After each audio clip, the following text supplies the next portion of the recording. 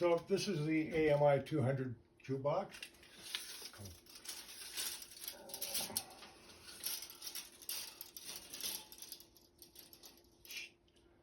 63 inches high.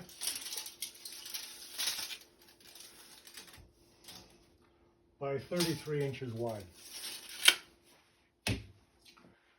This is the treble, the high notes of the music. Comes out a horn. This is all metal, chrome plated.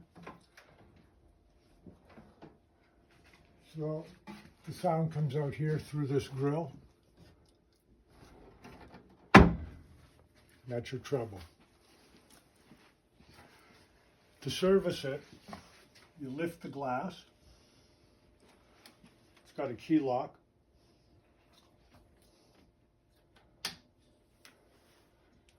It's got a leather strap, and you support the glass like that. Come close, come close, come close. Good. So this is just decoration to hide some of the workings, so it's more aesthetic. This lifts up on an arm. Can you see that? Both sides.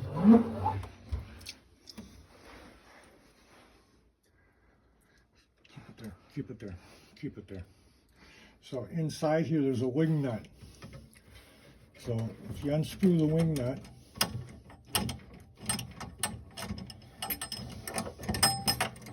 can you see that? It releases a U-hook. Can you see it? Can you see it? And there's one on the other side. These U-hooks prevent the carriage from coming forward. It secures it. So you undo the U-hook, you drop it down,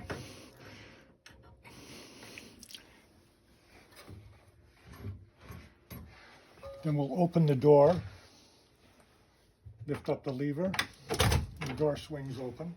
Come close. This is where you drop the coins. It'll determine quarters from nickels and dimes, coin mechanism. It transfers that information over here to a counter. This counter tells how many credits you have if you want to play 4 songs, 2 songs, and transfers that information back into the machine. Come close. Here's a complete original schematic of the wiring diagram for the jukebox. Can't see it with that. Okay, it tells all the wires, all the fuses, everything color-coded, original. Over here, it tells you your settings, as I was mentioning. If the room is bright, if it's all concrete, the sound will bounce off. But if it's carpeted or it's got sound-absorbing material, furniture, you'll have the settings, and that's adjusted on the amplifier. Down here. Here's a picture of the layout of the drive assembly for the machine. It tells you where to operate it and where to oil it for maintenance. The tone arm, the counter when you push the buttons, and the drum, and of course the platter. This comes out. So this is the amplifier. It's a tube amplifier. You can set it on here for more bass or more treble. This is your connection. Here's the power transformer, and it's these fuses here, the first one that causes the problem.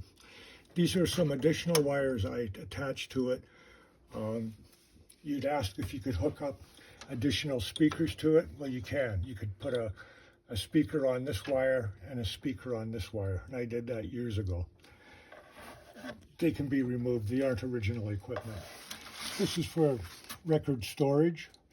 Here's the records all have a large hole in the bill, like you may remember I mentioned, but you used to be able to buy these inserts, and this would snap out and you could play this record on a normal record player because it's got a smaller hole now. Now, just a little record storage. And over here would be your money box. So, all the money's gone. Sorry. So you can see here, this is angle iron and channel steel, which is welded together. This is really sturdy. And this hook, The flashlight blocks everything. okay, this, can you see the hook?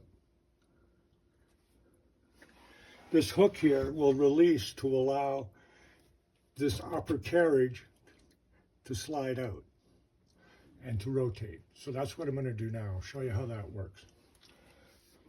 I don't know if you have enough light. So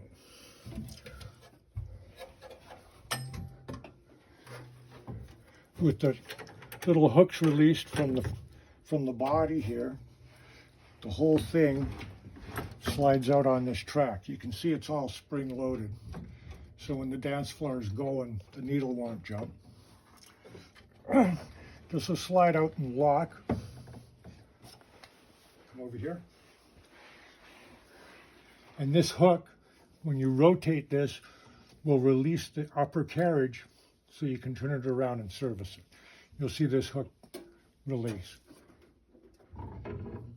And this will rotate.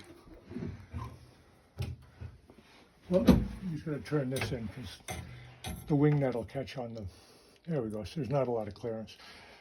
So the whole thing is spring loaded. This is to mount together for shipping so it doesn't get shifted.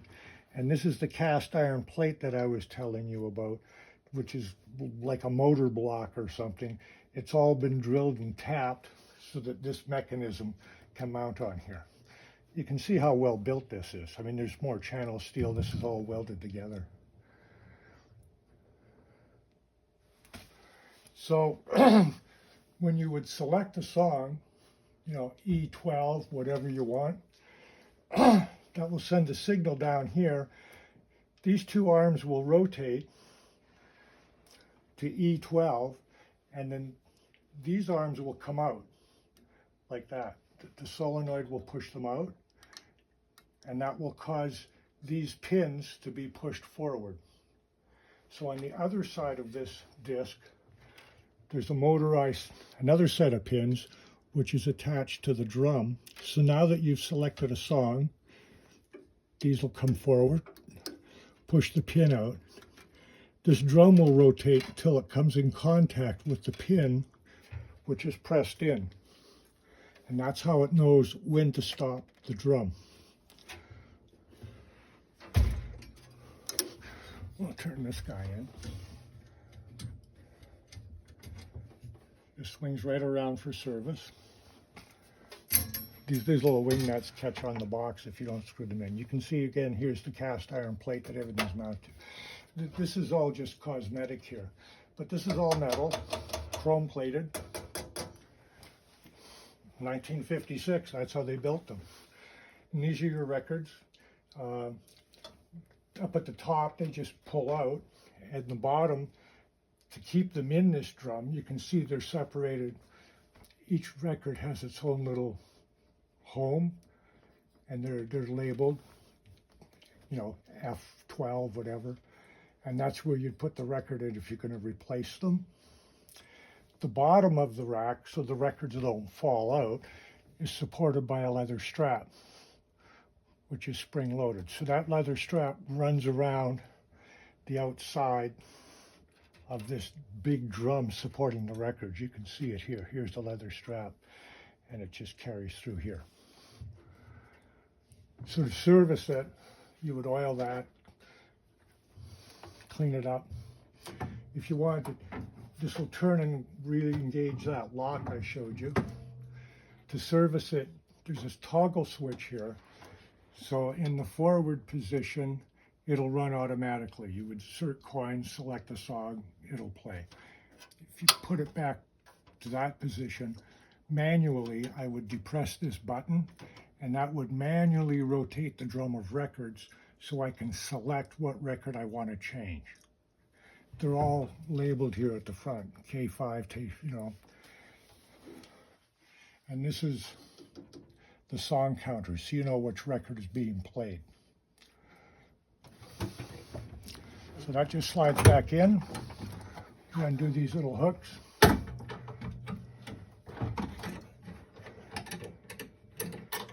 And and reattach them. Just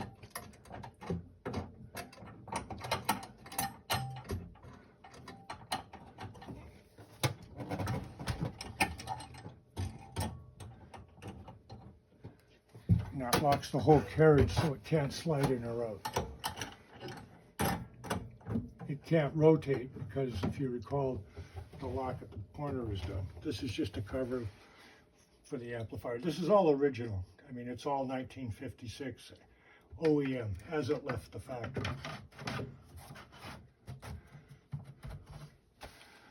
So these wings are just cosmetic to cover these holes. They just slide down. It's a little dusty. I'm sure this box has seen some good times. So, close the door. Stand up. Drop the glass. No, we're going to leave the glass up. If I'm changing a record, I want to change not just the record, but also the little paper address label or whatever you want to call it. Some of them are original, but the ones that are handwritten I never got. They're probably my own records, so you just write them up.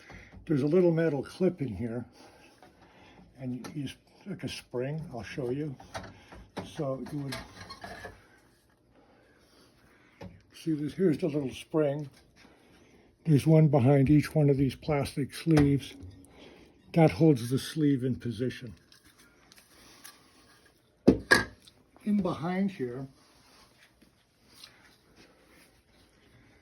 you get a fluorescent tube and a plastic cover. So this cover would reflect down here. And there's a gray box in the back there with a couple of transformers on it. That's where your bass speakers are. The horn at the top, recall, is your treble. Inside there is two 8-inch speakers. The whole box is your bass, the whole box. So you rotate the drum, pull out the record you want to remove, put in the record you want to put in, change the label, pull back the spring. There's a fluorescent tube in here, so this all lights up.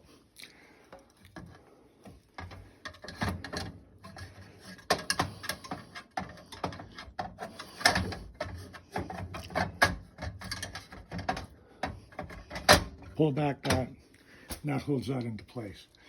The selector will show how many credits you have.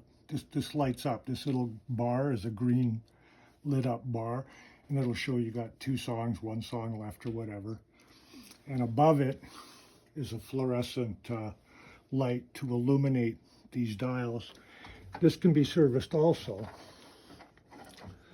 There's a little lever in here that you just push up and slide this whole mechanism forward. I'm going to hold it while I lower the glass.